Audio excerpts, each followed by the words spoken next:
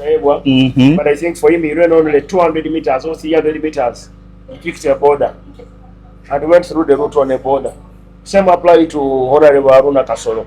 They picked a border. I felt bad, but for me, at least I never gave up.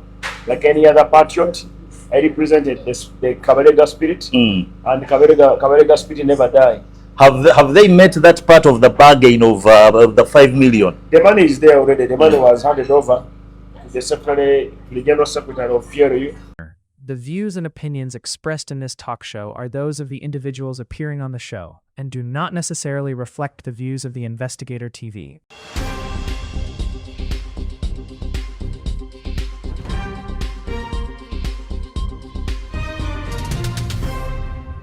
Welcome to the Investigator TV General News Edition. Like, share, and subscribe, and welcome to the show.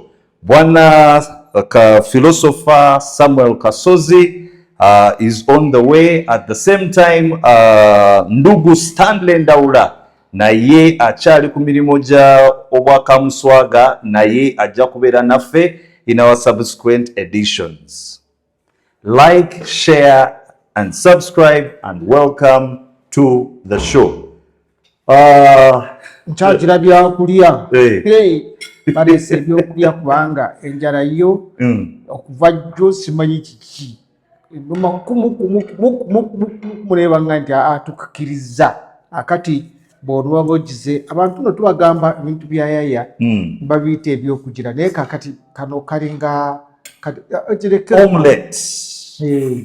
Omelette ebera omelette rusigo tulyako kumakya nosobola okulyako naye nga byonna temuli buto oli akantu k'oliddeko n'okalya ng'owulira ddala olidde akantu kennyini. So bwe tuba tubagamba nti banaye mugye tulya ebintu byayaya nobwokeera obukezi ku makya n'ogamba naye mumpe ku ka breakfast ojja kasanga nokiika bakuteerako engeri y'akatungulu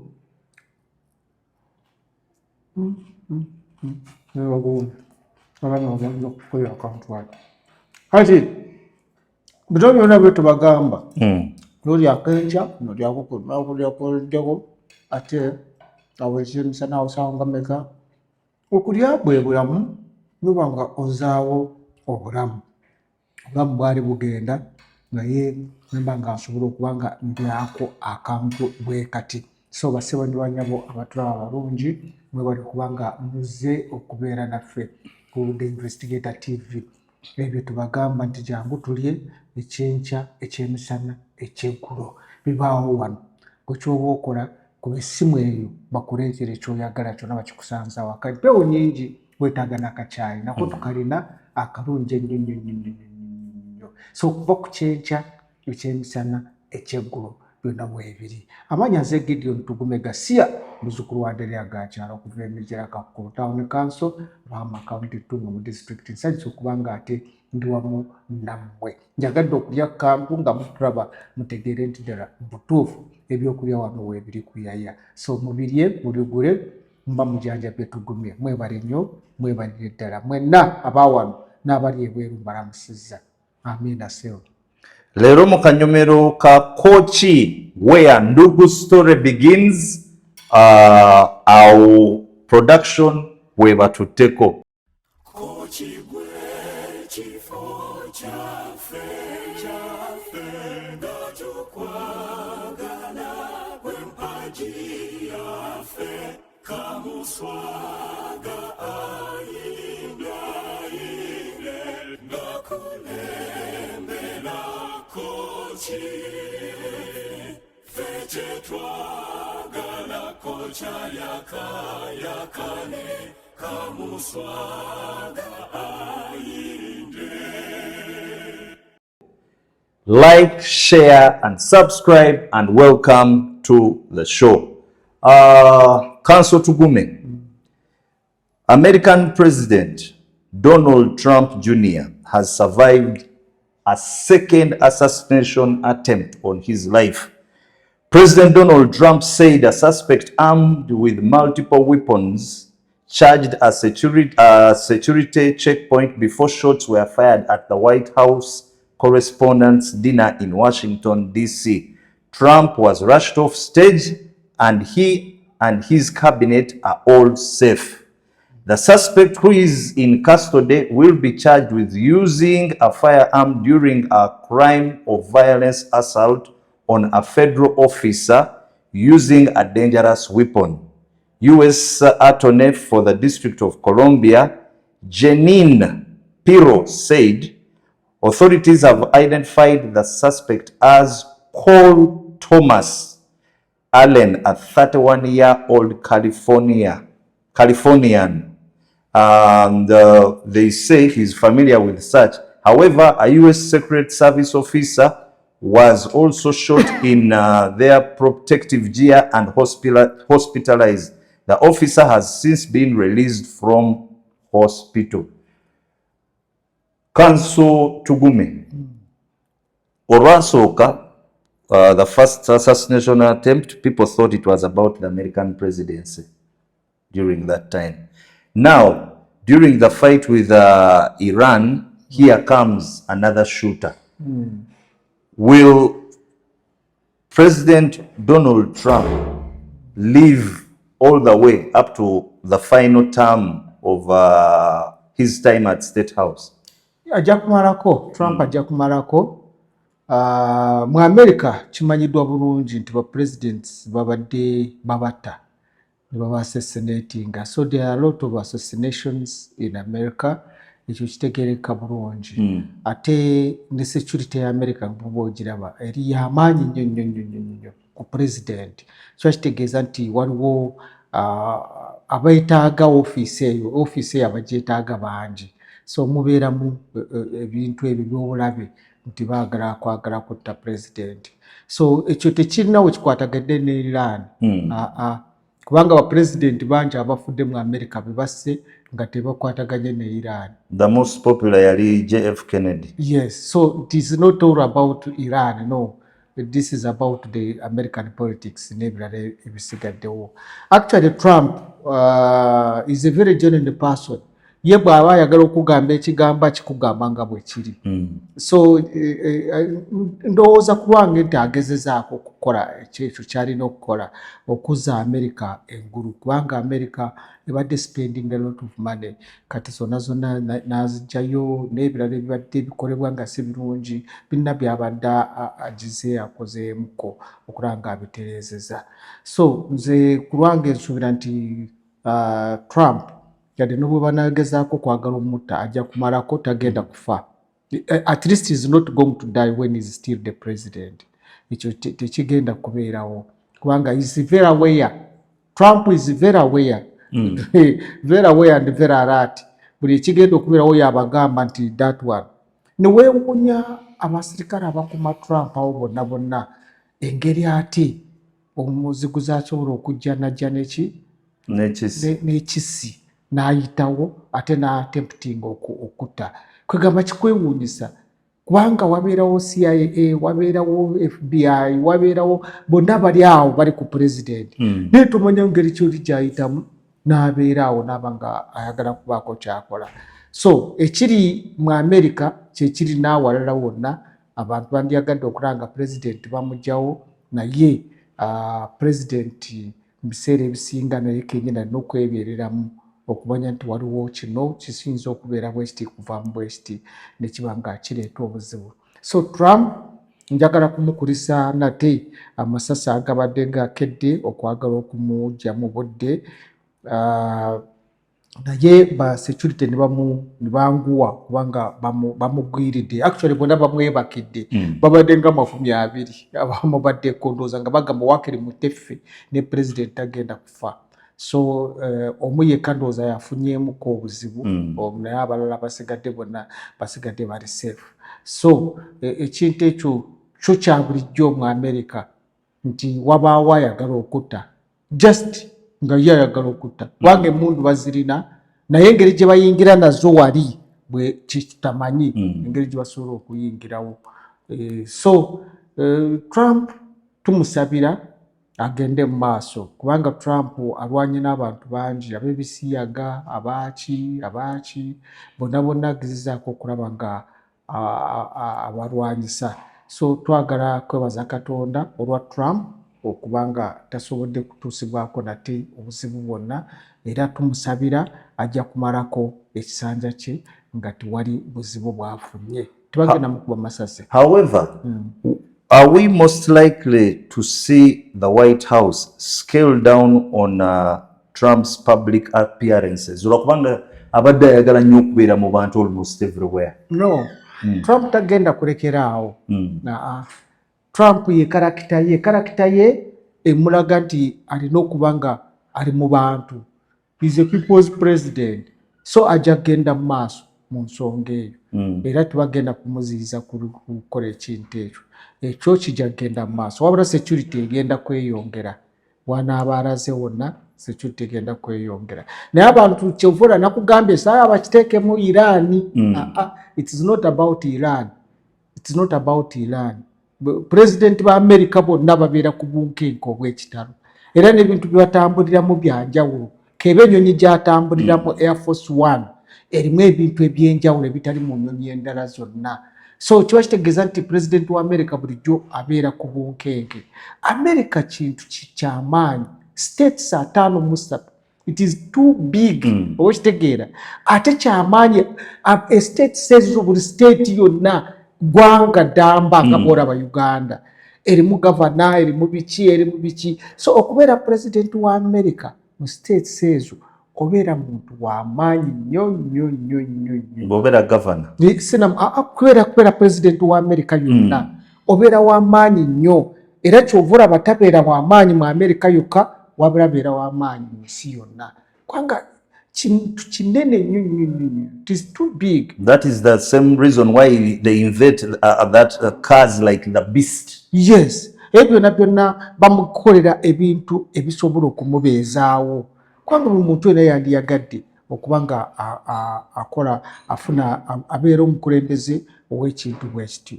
So Trump is not the first to survive assassination. Ba president ba America bangi aba surviving assassination, abalala bo baabattirawo. Nzijukira ndowooza Kennedy yattibwa, n'abalala ababadde battibwa. Ate jjukira ne omulwanyizi w'eddembe ow'amaanyi Martin Luther King naye yattibwa mu ngeri bw'etyo. So America yo eryawo nti buli muntu yenna alina emmundu abasinga, ate abangi baagala kuzikozesa nga bwe baagala. Jjukira n'oli eyamukuba essasi, mpozi bwe ye baamukuba, yamusooka omukuba essasi ku kutu, ye baamutta ndowooza. That one was killed. Naye katono bamukutte. So probably tujja kumanya gy'abadde ava, abadde alagawa, era amaanyi agajeewa galumba president mu ngeri eyo. Naye twagala kwebaza Katonda olwa President Trump. Era tumanyi nti Trump ajja kgenda mu maaso era ajja kumalako. World leaders have condemned violence and voiced relief that the US president and guests at the White House correspondents' dinner are safe after that gunfire rang out. Israeli Premier, your friend, Benjamin Netanyahu, wrote on X that he and his wife were shocked by the attempted assassination of President Donald Trump in Washington, D.C. We are relieved that the President and the First Lady are safe and strong. We send our wishes for a full and speedy recovery to the wounded police officer and salute the U.S. Secret Service for their swift and decisive action. And what a world we live in. Juzi bajjeko president wa Venezuela. Naye the Venezuela acting president, Delcy Rodriguez, naye n'agamba nti we condemn the attempt of aggression against President Donald Trump and his wife, Melanie. Echoing the sentiment, Canada's Premier, Mark Carney, said political violence has no place in any democracy, and my thoughts are with all those who have been shaken by this disturbing event. Tujja kusembyayo Japanese Premier Shinai Takaichi ne India's Prime Minister Narendra Modi have also expressed relief in their messages, with Modi saying that violence has no place in democracy and must be unequivocally condemned. Byebyo ebibadde mu America. Of course ba leaders bateeka okukondemminga kubanga tewali akyagala, naye tewali amanyi oba kiri political or it is just, you know, somebody getting up and gets a gun and says let me go and make a name. Oba kitegeera, hayinza okubanga si nabyabufuzi, hayinza okubanga si muna democrat oba muntu mulala, naye nga just ye awulira alina kyalina okukola. That is America. Nze sibaddeeyo mu America, naye badde nsoma bingi ebikwataganye mu America. Mwabadde ababaddeeyo ebwere yonna manyi what happens. Nti yo omuntu abeera awo naaba ng'awulira ng'ayagala kukola ekintu bwe kityo, n'asalawo akikole, not necessarily being a politician. So ayinza okubanga oyo si politician naye nga ayagala kukola ekintu, agawulira ayagala ayite ku president, naye erinnya lye likola kino bw'aba afudde. So abantu bwe batu bwe bali. So kyetwagala nomale okukola kwe kugezaako okuwuliriza ensonga z'abantu. Abantu balina ebintu ebibaluma, ate ebintu ebibaluma ebyo ba presidents oluusi tebabifaako nnyo, bagezaako okugenda n'ebyo ebyabwe bye baagala, nekireetera abantu okubeera violent. Wano bw'olaba Somalia, ekiri e Somalia, abantu engeri gye baatandika okukolamu ebintu bya assassinations nakyebi baabikola kubanga gavumenti ezaaliwo tezaabawulirizanga, ne basalawo bo basalewo batandika okukola ebintu ebyo balina okukola. Era it is one of the ungoverned states around the world. Olw'ensonga bw'ogenda e Haiti right now, ekiri e Haiti kizibu nnyo nti gangs took over, ne bateekinga over olw'ensonga nti president oba obukulembeze obwaliwo nga tebuwuliriza abantu, nekireetera abantu okutandika okukola obubinjabinja. Ne wano kitandise okujja, n'owulira PLU etandise kino, n'ogenda okuwulira simanyi boda 2010 eyo neevaawo, n'ogenda okulira n'owulira bano nti beekozeemu omulimu, waliwo Nyekundiire abewaffe Entungamu, waliwo abalala. Abantu abo tebabeerawo nti lwakuba baagala eggwanga okubeera mirembe, no, babeerawo olwakawagala okulemeza obukulembeze mu buyinza. Ekintu ekyo singa wabaawo ekireetera obukulembeze okuvaawo ng'ebibinja ebyo byebiri, kibaleetera okutandika okulwanagana kubanga baati bakwatagana, buli omu alina leadership ye, buli omu alina leadership ye. So mu America muyinza okuba nga temuliyo buntuntu bwe butyo, naye individuals abawulira enyiike mu mitima ne bagamba no, I think this president should go, gye bali bangi. Ate bo basobola n'okukwata emundu n'atambula nayo n'abaako kyakola, naye abasigadde mu mawanga amalala bo baatu balina kyakukola. Abamu basirika balinda ekiseera ng'omukulembeze avuddeko ne batandika okuba nga bakola effujo lye baagala. So tugezeeko okumanya abantu kye baagala, tuleme okutwala ebyaffe mu maaso. Mu America juzi ebitundu 6 n'omusobo baawakanya olutalo lwa Iran, naye nga kati ye Trump n'agenda mu maaso nabyo. Akoze gundi nyingi, changes nyingi ezi-affectinga abantu abasobola okumwaŋŋanga mu mbeera ezo. Nakugambyeko ab'ebisiyaga mu America kati tewakyali babisiyaga. Trump juzi yagenze ku Papa n'atandika okumujolonga. It doesn't go well with the Catholic faith. Oyinza okusanga oyo mukatuliki yakoze ekyo obanga alumirwa obukatuliki. So mu bintu bingi nnyo, when you are a leader you create a lot of enemies. Era that is one of the issues that are surrounding. Trump nze mwagala engeri gyakolamu ebintu bye. Era alabika agenda kola record. The most assassination surviving. Ajja kusurvivinga. Luli tebakkiriza, balowooza nti byali byabufuzi. Naye bamukuba okutu ne kugira ne bakutereeza, naye oli yafa oli. Naye kakati ono bamukote. Tusuubira nti ajja kwogera byonna ebibadde bimukozesa ekintu bwe kityo. Tusabira America okusigala mirembe, kubanga America bw'etabeera mirembe n'amawanga amalala tegabeera mirembe. Tusabira Trump ne famire ye Kwanga musajja mugaga tiyagenda mu byabufuzi nti agenze kunoonya sente. Yeah, he's a very rich man. Wano we yakabeera mu ba presidency, his family has amassed $4 billion. Naye nga bagaga okuva mu government okupangisa malago biche. Yeah, it can happen, but they are very, very rich. This is a rich family. Very rich family. Ate they are cool. They are not people. They are not arrogant. They are not arrogant. Bogenda okulaba batabani be bonna bali nnyo byabufuzi nnyo. Batabani be tebabiriimu.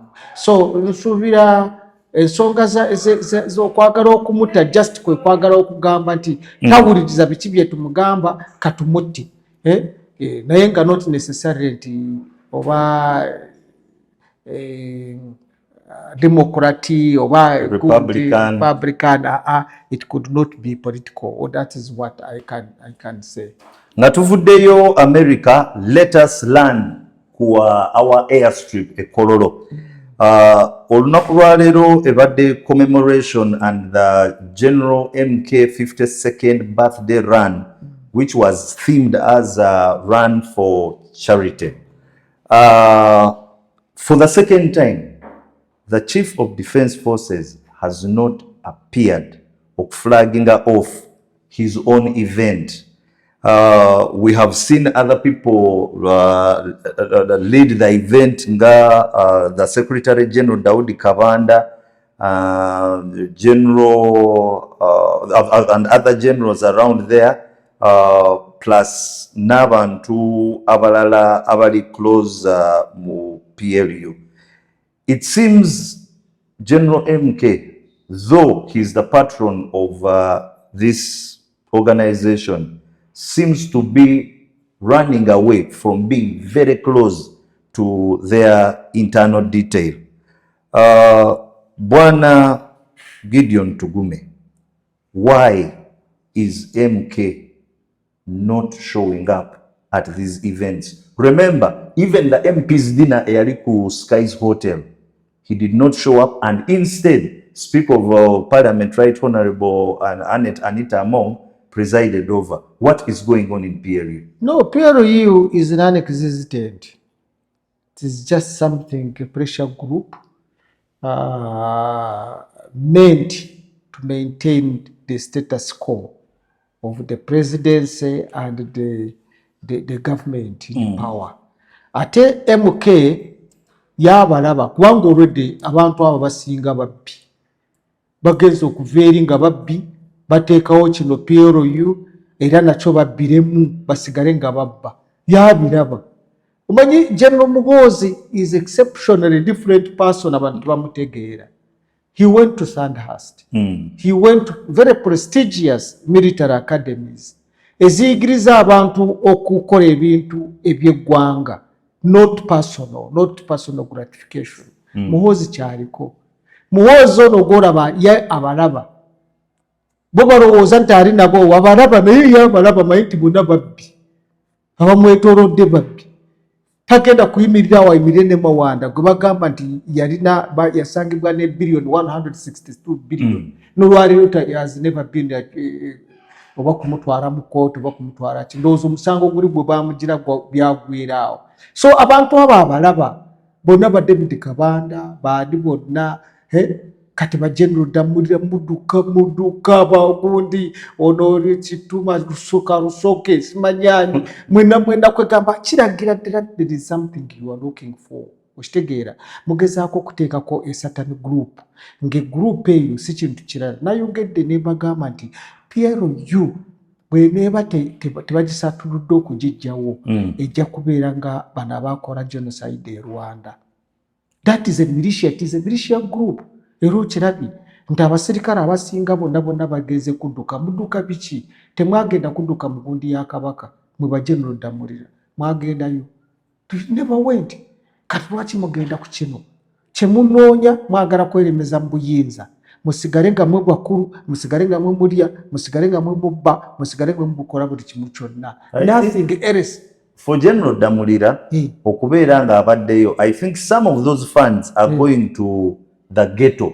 Ate nga yakola emirimu mu ghetto. There is no ghetto. Then too, I have information that he was entrusted with the accountability of that event. Anti kamkubuulire, first of all ghetto eriwa.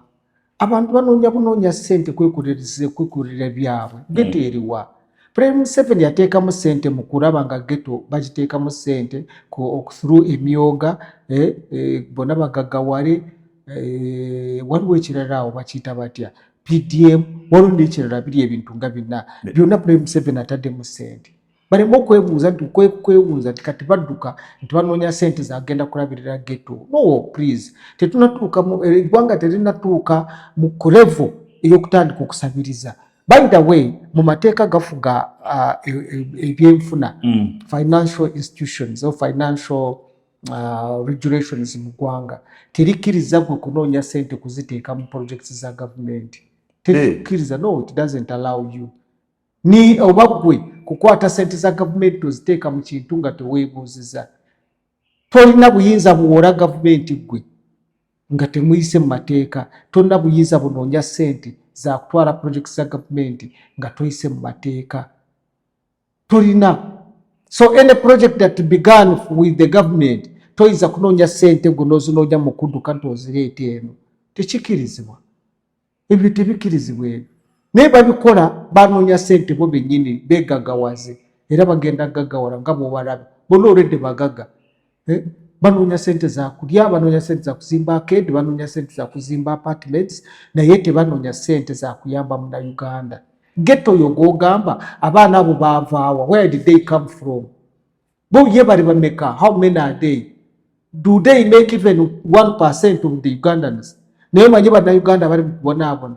Singa wadduse n'ogamba tugenda twagala kutuusa amazzi amayonjo eri abantu privately, tutuusa amazzi amayonjo eri abantu, twandigambye it's okay, that is a good project.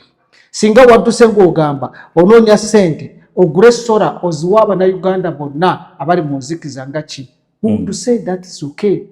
Singa wadduse ng'ogamba mugenda kukola bulungi bwansi obw'enguudo byonna ebiguudo ebifu, twandigambye fine. Naye byogamba ogenda mu ghetto to do what? Who is that ghetto? Ye lwaki ghetto nga Bannayuganda abalala bali mu mbeera bwe zityo? Nga mulimu n'Abannayuganda batagenda kukola bibuuzo lwa UNEB nga tewasasulira ssente za UNEB. Nga mulimu abantu bawakyakwatidde ebibuuzo ne kaakati abatasobola kusasula. Nga tulina abawala abatalina paadi abali mu okugenda ku ssomero olw'okubulwa paadi.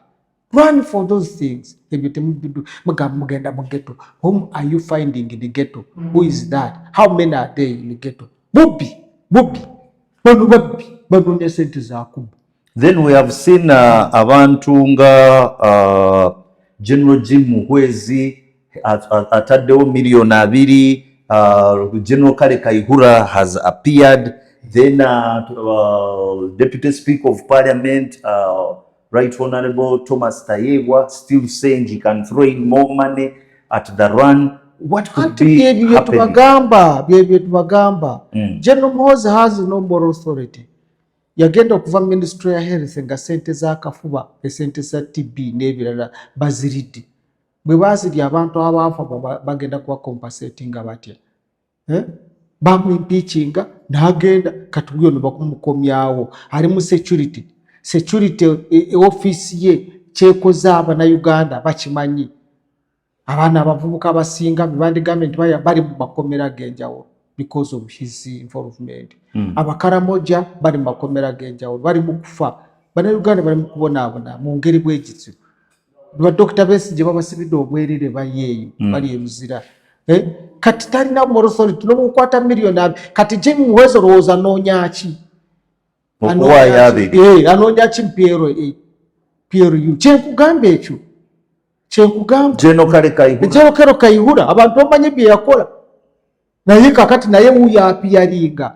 Kati bakola ekintu ekirala baagala okutulowoozesa nti Prime 7 bw'avaawo abantu be banaakwata obuyinza. Ddala bye tulina okwesiga okukwata obuyinza. Olwo General Muhwezi ayinza okugenda n'abantu bwe batyo ye tebalaba.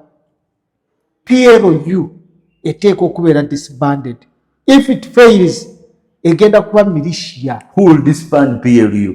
Olaba Minister Okero Oryem aba security mwebali, ex-ministers, police chiefs, generals, nobody can disband PLU. It will have to be disbanded. What disband is, then the trouble is coming.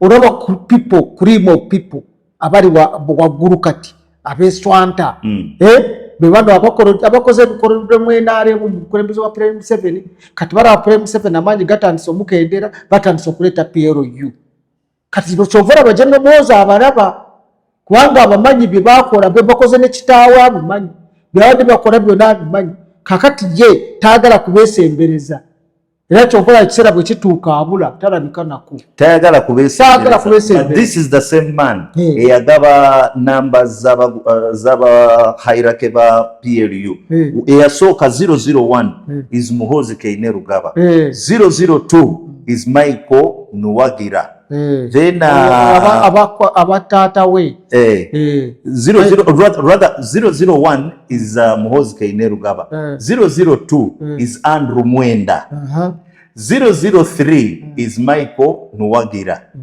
Ante bona kati naye gwenkuwa kati abastade mu bya Uganda kubanga kakati bwokwata Mwenda abeerako jaawo otegera abeerako jaawo Muhoozi ebyo sijja binyonyola kinene naye abeerako jaawo kakati oyo alina okuba kati Andrew Mwenda akoze eki mu Uganda abeera 002 mu PLU yakola ki Andrew Mwenda yakoze eki wano mu Uganda ekimugamba nti abeere ku hierarchy era yoyo Andrew Mwenda abadde ne President Museveni abadde ne Paulo Kagame abadde ne baani akoze sente empya n'enkadde okiraba Andrew Mwenda n'ebizibu bye ng'omuntu naye yali abadde ki okukola ekintu ekyamaanyi okubeera 002 ng'asirwakuba nti alina Oluganda kwoli kakati note Michael Nuwagira abeera muganda wa President Museveni abeera taata wa Muhoozi kakati bw'oleeta oyo yali akoze eki mu Uganda kye yali ayambibwa na Uganda atuuke kubeera number 3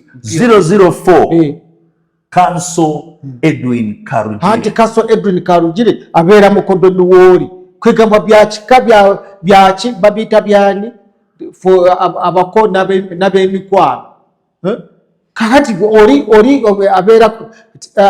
abeera mukodo nuwani wa Muhoozi so bichi byetuli 005 tali mu family Daudi Kabanda honorable Daudi Kabanda go mmanya avaawo omanyi jabo kakati no mumbyetegereze njagala mubimanyi mwetegereze abantu abo bali bakoze eki mu Uganda eno bogamba nti wanambe z'amaanyi babeere waggulu bakola ye namba zaaki why are they be given numbers 006 Balam Barugahara Balam Barugahara naye ndoza omuteekamu olwa mobilization kubanga Barugahara is a mobilizer very good mobilizer ate yali very clear akubuulira amazima n'agamba kino naye yogera amazima linga Trump oyo Barugahara golaba ayogera amazima akoze akasente ke ageze ogenda awo ng'akoze akasente ke mu bulungi bwe mu bivulu bye ne kakati akyabirimu oyo bamuteekamu olw'okuba is a mobilizer ate yaki ali kwegamba ali agala nnyo okulanga ebintu bitambula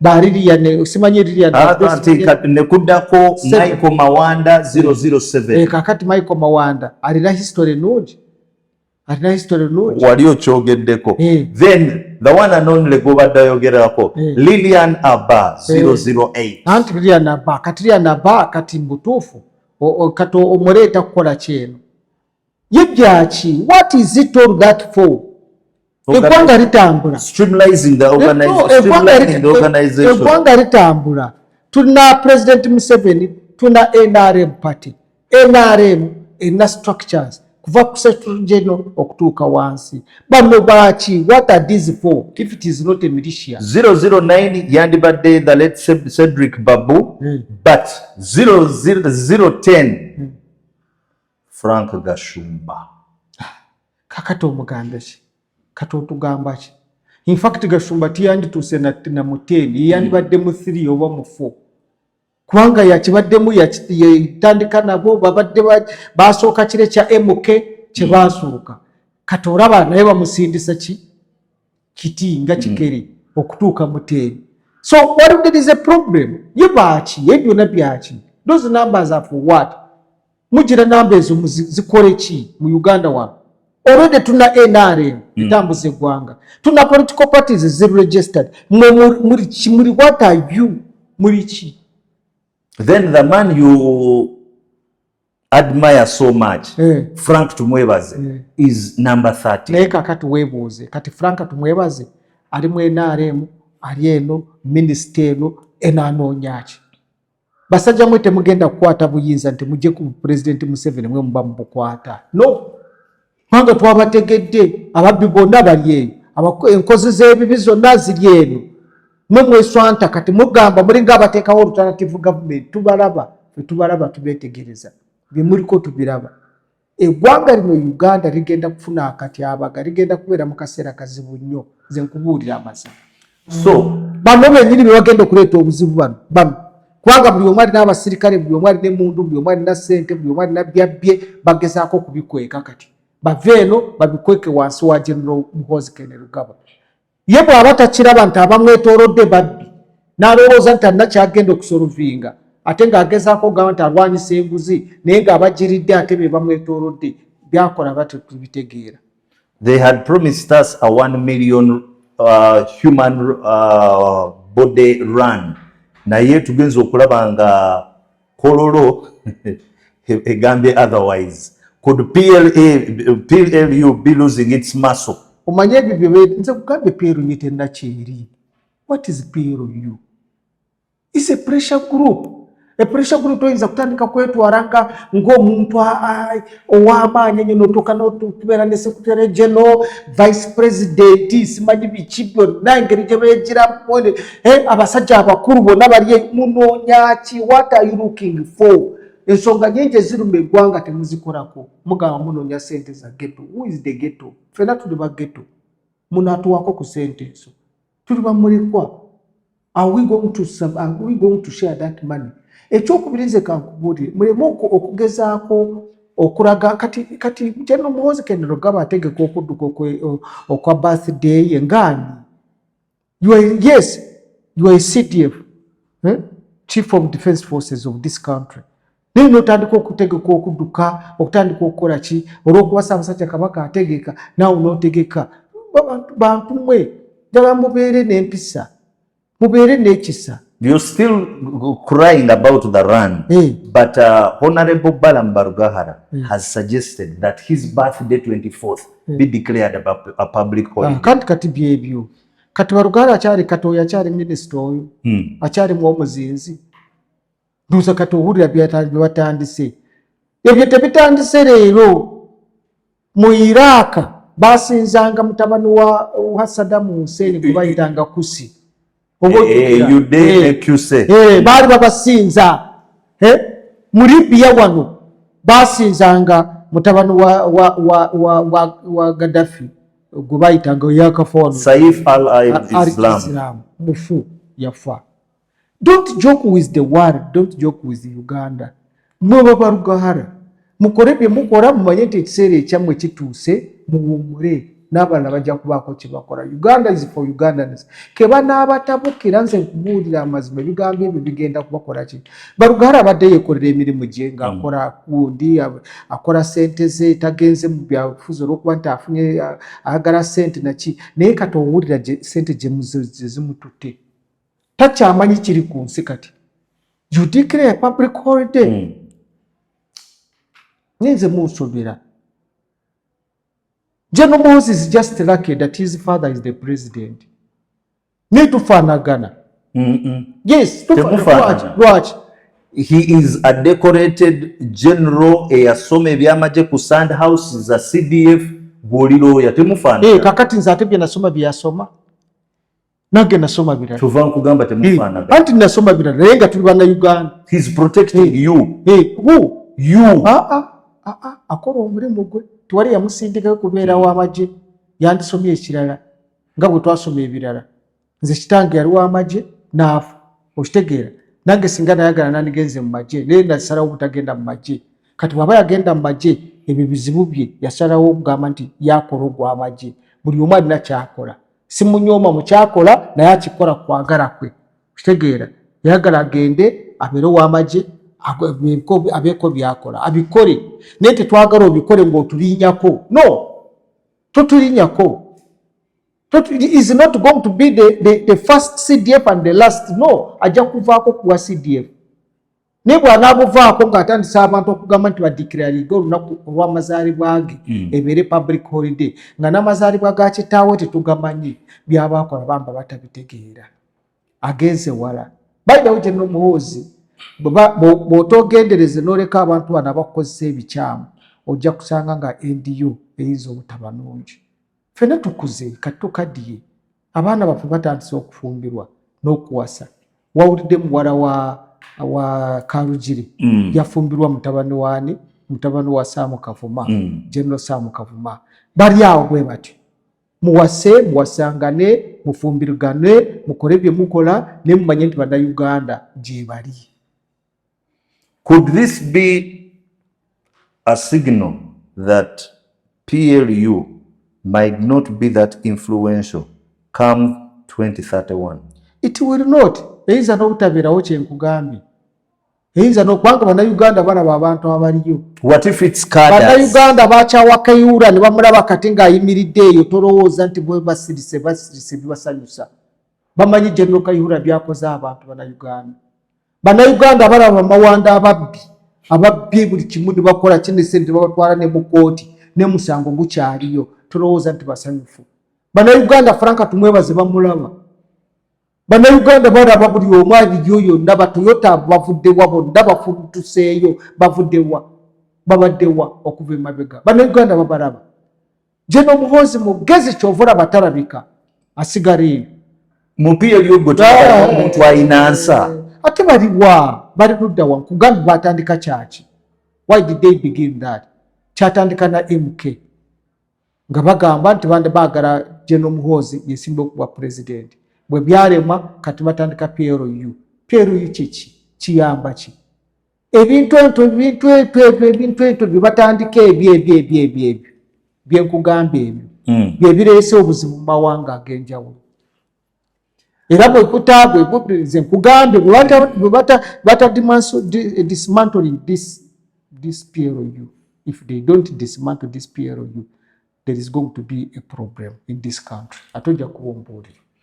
Well, ebyo bye bya MK Run and PLU as a bird's view by Bwana Tugume. Awo nga tuvuddewo tugende kuwa His Excellency Robert Kyagulanyi Ssentamu. After the state named that one of its witnesses would be Fred Nyanzi Ssentamu, there has been no information from the new president, Robert Kyagulanyi, as regards this issue. It is very sensitive lwakubanga abantu Fred Nyanzi bagenda okulumiriza ba members ba National Unity Platform. What is happening to Bobi Wine? Is he between a rock and a hard place oba ali zigzag byonna tabitegeera? Bali mu bintu biri awo bitategeereka kwa kati Kyagulanyi ali luddawa anamanyi gyali akola ki? Ali mu buwanganguse, yagenda kukyala, ali mu kutambula mu kulambula Amerika, kiki kyaliko? Ebintu ebyo byonna biri awo. Awandiise yakawandika kati emirundi 3 ku X ng'agamba akomawo. Twali yamugaana okukomawo n'okugenda kwe twali yakumanya. Tetwetaagana kumanya oba akomawo nkya oba akomawo luli. So ebyo byonna byakola tebinawe bikwataganira n'obukulembeze bw'eggwanga. In fact muleme n'omuteekako ekitiibwa kya His Excellency yakijjawa. Nudda ku muntu wa bulijjo n'omuyita His Excellency. We have only one president in the country and this is His Excellency Yoweri Kaguta Museveni. Yaliwo. Bano bonna bakola ebyo ne Kyagulanyi nga mwotadde naye alina akabinja ke. Ako aka NUP akabinja ako ke katendeka birive bwalaba nga bali ku parade era ke kabaleetedde n'obuzibu right now. So bw'oba ng'olina akabinja ka NUP nako nga kalina abasirikale abatendeke ng'olina PLU naye ng'eyitiddemu abasirikale kati bw'oba ng'oli mugezi nga otegeera singa wabaawo ekibeerawo ku President Museveni oba President Museveni wanaviira mu bukulembeze kiki kyolowooza ekigenda okubeerawo okulwanagana kubanga buli muntu yenna ayagala kukwata no okulaba nti alaga amaanyi kati Kyagulanyi ayogera ki yalina kaki abaliyo bibalubongoyo abatendeke abajaasa abatendeke bakatana baani abatendeke bibatwala ekintu ono ye Kyagulanyi ali awo kulya ffenni bw'olaba omukulembeze otuuse okulya ffenni n'omulira ku mabbali w'omugga oba otuuse kukola kyolowooza you can imagine ffenni ono wa bulijjo ne bakasala bwe bati n'amasanda n'akwatamu bw'ati so it is very unfortunate nti Uganda tetumanyi wa gye tulaga olw'ensonga President Museveni buli kintu kyonna akyonoonye emyaka 4 mingi nnyo ng'oli pulezidenti w'eggwanga ogenda mu myaka 45 kakati wakyali muntu eyandibadde nga asobola okukwata obukulembeze kutwala mu maaso singa President Museveni yakkiriza abantu be yalwana nabo ne babuwaako pulezidenti omulala twanditegedde nti waliwo ekigenda mu maaso ekirala naye bonna bonna kati bafudde baweddewo bajjeno be yatandika nabo bonna bonna essuubi lyabagwamu kakati kyova olaba otandise okugamba nti Kyagulanyi ye opponent wa Museveni mazima Kyagulanyi emyaka n'emyaka oba 3 baali simanyi oba emmeka yalwana ne President Museveni yakafuga emyaka 4 yakafuga emyaka 4 alina emyaka 8 agenda mu 9 kakati olabira ddala nga mu butuufu mutuzanyiddeko Kyagulanyi to be the opponent. Yes, a man who can have over 2 million people voting for him. Bannayuganda bali awo bannayuganda kati byabasobera bawaani lwaki teweesimbawo ate neesimbewo nze nina kaki Kyagulanyi kyayina bamuteekamu ssente yafuna abantu yafuna aba iso ne bamuteekamu ssente ffe tebatuteekamu omanyi bagenda bakola projection background check ne bagamba nti awo tugume singa tumuwa ssente ajja kuba serious naye olwo bwe bamuwa yajja kuba wa ssente that is a different thing kyovula ffe tetunakufaako teryasobola kukola ki kubaako kyakuyamba that is it twali kintu kirala eggwanga muli kuliba eggwanga mugenda kulitta naye nga mumwe nnyini mulise nga muliraba President Museveni yandibadde n'omuntu kati nga Dr. Besigye bwe yalwana naye that is a proper opponent wa myaka gyegyo myaka 7 kwegamba olabira ddala nga amuwa ekyo naye Kyagulanyi noga Kyagulanyi is the opposition leader in Uganda you can imagine omwana wajjo ebbujje bw'ogamba is opposition leader in Uganda they say nakubirengo nekosadda kubirengo ebyo byonna mubikola nga mwagala mwe mubeerewo musigale nga muli ba president forever naye Katonda ayinza okukyusa embeera ne musanga temunawe mulaga. Could that be the reason why Robert Kyagulanyi cannot reign over his elder brother and mentor Fred Nyanzi? He can't. Mu NUP buli muntu akola kiki teri bukulembeze busobola okupresiding over abakungu be NUP. Kyagulanyi tasobola kugamba ku Rubongoya tasobola kugamba ku Katana tasobola kugamba ku Ssenyonyi tasobola kugamba ku Zaake tasobola kugamba ku Nyanzi Robert Kyagulanyi ati buli omu byekugambye biri obubinja binjogo roads ne mu NUP yokka mulimu warlords katono okuba nti baalema abamu okukola warlords within NRM nesigala nga at least etambuza nga bwerina okutambula kyovula kati bo bakolako PLU okitegeera naye bwe babuuza mugenzi okugenda mu PLU nga temulaba birala twagala General Kayihura ave ku magye agambe nti nze mu kibiina ky'ebyobufuzi naye buli ajja mu kibiina ky'ebyobufuzi yonna afa gundi yajja John Rubiraabo mulamu bonna babaddeyo nga bagezzaako okugira bwe tonna bafu kati toddamu ebyo bintu byakusaaga mu nsi eno banoonya sente bazifunye bazimbye arcade bazimbye apartments baguza amataka ne bateekako ente zebaagala badde ente emitwalo miliyoni ne miliyoni z'ente bazirina bakoze ebyuma bya sukaali bakoze biki naye bakulaga nti tebannakutta up to now bakyagenda mu maaso kati bakuliyetinga PLU n'ebirala ne Bakyagulanyi basobole okubanga bakola ki basobole okubanga basigala mu buyinza nobwe munaakola mutya mugenda kuvaamu. This emerging development eya Fred Nyanzi ey'okubeera state witness, why is Bobi Wine very silent? yakimanya. This is a program that was communicated to him before. N'obubadde bwaliko kuno bw'okufuluma ebweru bw'okukola buti yamanya biki bigenda mu maaso. Bannayuganda muli kubazanyira ku mutwe. Kuzanya ku bannayuganda. Ng'akimanya ate. Yakimanya nti ono ajja kubeera state witness.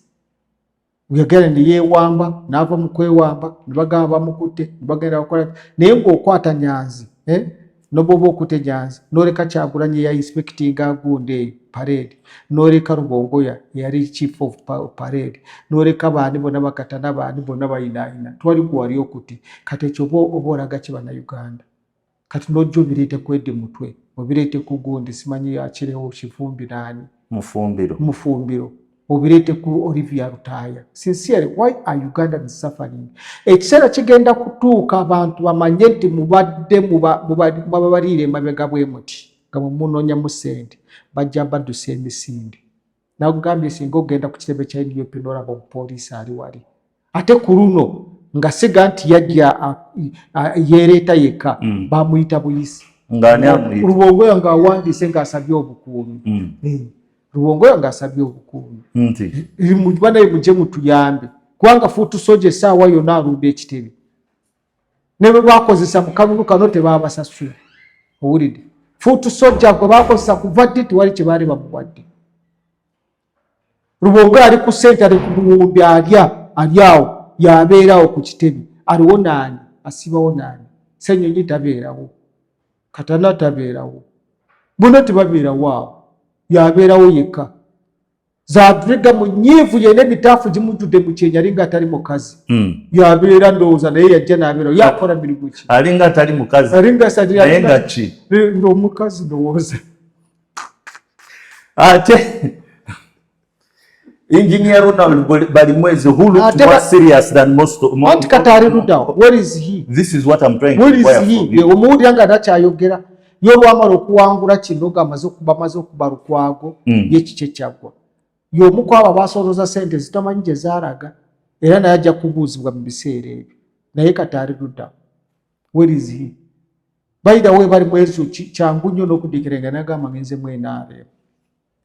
Very, very, very easy. Talinye taagala nnyo bintu byakuddaawo kana atabiriiko. Era essaawa eno ogenda muwulira ng'akwataganye ne bali. Kasooka nga batandise okumenya abantu mu kibuga newe yayogedde biriwa. Wamuwulidde Ruda.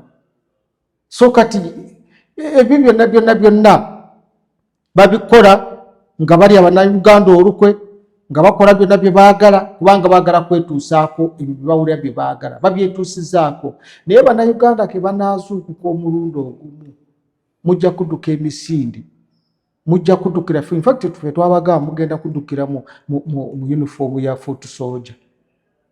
Bwe bukeera ku makya nga gwe mwennyini obadde emirundi egisinga ogamba you don't believe in Bobi Wine. Yes. Okay, the statements that he makes.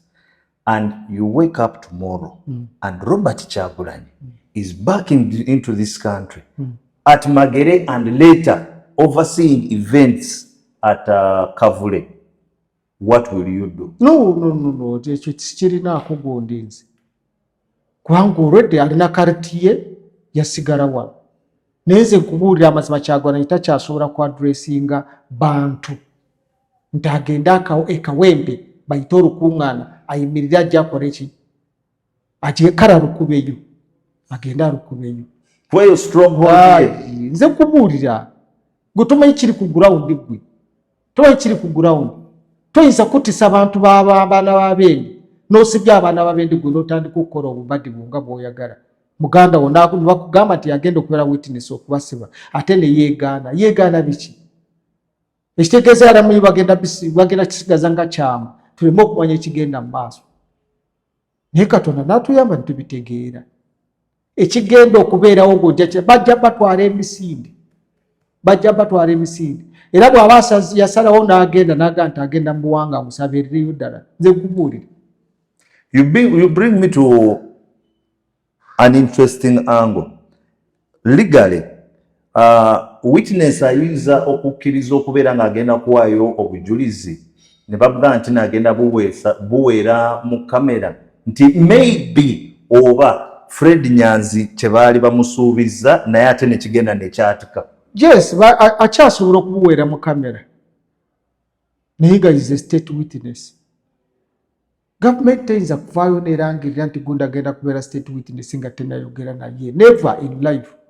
Never. Bakaanya era naye akimanyi era ajja kugenda abuwa obujulizi. Ebyo byonna byonna akanula amaaso kati ndize family yange. No, tuwali ayagala Majorin. She is a very, very, very cool lady. Who is Majorin? Kyarawe. Tomuwulirangako mu byabufuzi era tabiriimu. N'abaana be by the way. Okujjako maybe yali guild president. No, naye tali naye era kugamba nze I'm not a foot soldier. Yagamba I'm not a foot soldier. Yachaza ne President Museveni nekubisa naye ebifaananyi. Usitegere oyo mwana naye akola bibye. Kati leka kuleeta mu bantu balala, leka kukola bikikola byokola. Owulidde sente zibamalezeemu emitima. Mufunye sente ne mukola biki bye mwagala. Naye kiki kye mwagala? Bannayuganda lwaki mubatunda bwe mutyo? Ebigenze mu maaso byonna ne wanga tewali yadde kansala avuddeyo kwogera naga nti abannange abantu nga mubatta. Twogedde ne twogera ku nsonga z'okumenya abasuubuzi z'okukola biki nga tewali avuddeyo nga NUP eruddawo. Ebyo byonna bikolebwa nga basirise kubanga bakola endagaano ne bali. Abantu bagenda bakuba amagi amavundu bagaterese kati gavunda. Amagi wadde bagatereka kati gavunda. Bajja gajjayo bagabakubi. Gulinda. Ekisinga okunjira kuba nti Kyagulanyi akyali mubuuka muto yandibadde alina essuubi ery'obufuzi naye awo walikomye. Well, nga tuvudde ku NUP ne Mwami Nyanzi tugende ku kintu kya petroleum products in the country. In a town that you might not know so well, hundreds of cyclists on Saturday crowded Shell and Kole in Mbarara City, creating chaotic scenes and long queues as fuel scarcity and rising prices pushed residents into a desperate scramble for the supply. Is this scare really real, or it's being made by those petroleum dealers? Kubanga government etugamba ti amafuta weegali. Naye bw'ogenda bw'olaba ku pump prices, some zishooting is up to 6,000, others are stable. Mukyalo gatuuse ku kanaana. Gatuuse ku kanaana. Omanyi Uganda terina ayamba. Mu Uganda teri ayamba. As long as abakulu nga bo bali bulungi nga buli kimu kyonna bakirina tebafaayo ku muntu wa bulijjo. Omuntu abadde akwata muwongo we n'amuteeka ku tukutuku n'amugya e Masindi n'amutwala Ekiryandongo oba n'amutwala Bweyale oba n'amutwala Erango n'amutunda n'afuna ku ssente. Olwaliro kati ayinza obutamutuusaayo olw'amafuta. Amafuta tewali. Batugamba gyegali naye tewali. Nze luli nali ku bodaboda natambula ku petrol station nnya amafuta gaganye gabuze. Kati gatuuse mu kakaaga babagamba temugongeza. Naye kati bagongeza. Ate gwe baakute nti actually even the state minister for trade David Bahati warned of government action against fuel dealers suspected of hoarding products and distorting prices. Naye they are the ones abaleeta bali mu government awo mu Bahati be baleeta amafuta. Banandala mafaabe balina connection ne government be baleeta amafuta wano be balina petrol stations ez'enjawulo. Katona kutosobola gamba mwe mwenyini mwe munyunyuta Bannayuganda. Nze kambabule mu kiseera Bufaransa bwe yali nga eri mu kiseera ekirungi ng'abantu beeyagala baali tebamanyi bizibu by'abantu ba bulijjo. No, nakugambye Dekeraje baali bulungi, Bujazwi beba baali abalina ssente abagagga baali bulungi, the nobles abo baali bulungi, bonna nga tebafaayo ku muntu wa bulijjo. Notantiru nga price y'omugaati yeeyongedde. When the price of bread increased, abantu bwe baavaayo bano baali tebamanyi na kiki kigenda mu maaso. Bali tebamanyi nti ne gundi bagenda gijjako gavumenti. N'abantu baagijjako olw'omugaati. Bannayuganda bajja kusituka mulundi gumu. ng'ebyo byonna ebigenze mu maaso byonna bino nga bano tebamanyi kubanga bano bali mu kweyagala. Olwaliro kakati ebintu ebisinga biri mu bagwira. Eritreans, if they are not Eritreans, Congolese, Sudanese, Somalis, bebali muki, bebali mu business kati ez'amaanyi, bebalina ku sente. Bannayuganda bali mu kubonaabona. But one day, olunaku olumu Munnayuganda ajja kwevaamu. Kyali kibaddewo. Abajjako abazungu abaali bamaze emyaka 7 wano baali bawejjiri. Era be baleetera abazungu okudduka ne bagenda mu ggwanga ne balivaamu. Abajjako president Obote baali bawejjiri. Abajjako president Idi Amin baali bantu ba bulijjo. Bannayuganda bagenda kwegunga bajjeko obukulembeze. Buyinza butaba buno bwa President Museveni nga President Museveni avuddewo naye anaagezaako okujja bano aba Piero abeesunga bakola batya, Bannayuganda bagenda bafuumuula misinde. Ojjukira John Ken Luchamuzi Lamani. Yes. We are complaining ebiseera ebyo nga Basudaani bali nnyo side z'erungujje. How many years have passed? Kati nkugambye Abasudaani bali mu kugula buli kimu kyonna. And most of them, abaana be baazaala are now Ugandan Sudanese. So you cannot run away from them. Yes, right away on the Investigator TV, we are joined by Minister Honorable Balam Barugahara, or gender, one of the top hierarchy of the Patriotic League of Uganda. Honorable Balam, welcome back from the run. I'm not the Minister of Gender. I'm the Minister in charge of majority. And majority are young people, children and youth, who make up 78% of Uganda's population as for the just concluded the election. Some Minister of majority, Minister of the crazy ones, the stubborn ones, the naughty ones, the good ones, all of them, they belong to me. So I want first of all to thank Ugandans. But before I thank Ugandans, I need to thank my brother Stanley and Aura for working closely with you.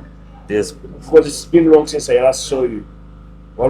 Waluluka. Yes. It's been a very long time.